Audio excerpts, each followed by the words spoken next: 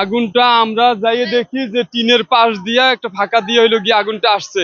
আসার পরে হইলো গিয়ে আমরা পানি দিতেছি, এর মধ্যে আগুনটা ছড়াইয়া এদিকে চলে আসলো হইলো গিয়া মিনিটের ভিতরেই বাতাস, এর মধ্যে বাতাসের ভিতরে আগুনটা এদিকে ছড়াই আসার পরে আমরা ভিতরে চলে গেছি, ভিতরে সেভ করার জন্য। ভিতরে আমাদের পর্যাপ্ত ফায়ার ছিল, তো এটা নিয়ে মোটামুটি সেভ করতে যাইও, কিন্তু ওই আগুনটা এমন ভাবে ছড়াইছে যেটা আর মানে সবটা সেভ করা যায় নাই। যে ধোঁয়া উঠতেছে, তারপরে দৌড়ে সবাই আসছে, আসে দেখি যে এখানে হালকা পাতলা আগুন লাগছে।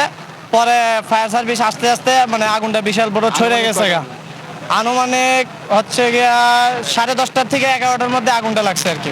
আল্লাহর কাছে দোয়া করি আল্লাহ যেন আমাদের অতি দ্রুত এখানে বৃষ্টি দেয়, বৃষ্টি দিলে দ্রুত আমাদের আগুনটা নিরসন যাবে। অনেকের বাড়িঘর পুড়ে গেছে, শুধু ঘুরাউন না, সাধারণ পাবলিকের অনেক বাড়িঘর ঘুরে গেছে। আমি অনেক জায়গায় ঘুরে আসলাম, 1 কিলোর মতো আমি হাঁটলাম, হাইটা দেখলাম মানে প্রতিটা জায়গায় আগুন এইভাবে চলতেছে। এটা অতুলনীয় বলা যায় না, পরে বোঝা যাবে কত কোটি টাকা হয়েছে, অনেক অনেক ক্ষতি হয়ে গেছে। সাধারণ মানুষ যারা দিনে তাদেরও বাড়ি ঘর গুলো পড়ে গেছে, তাদেরকেও আমাদের দেখা উচিত।